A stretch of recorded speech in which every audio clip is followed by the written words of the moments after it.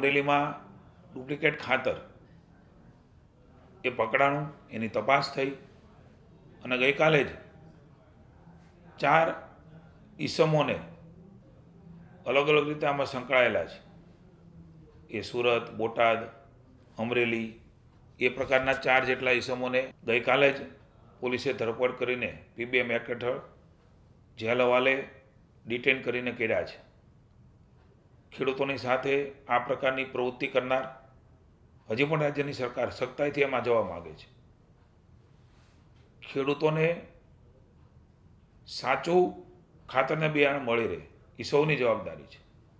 ત્યારે સખ્તાઈ સાથે હજી પણ અમારો વિભાગ આ કાર્યવાહી કરશે અને ખેડૂતોને મુશ્કેલી ન પડે, નુકસાન ન થાય એના માટે સરકાર એ સતત ચિંતા કરશે.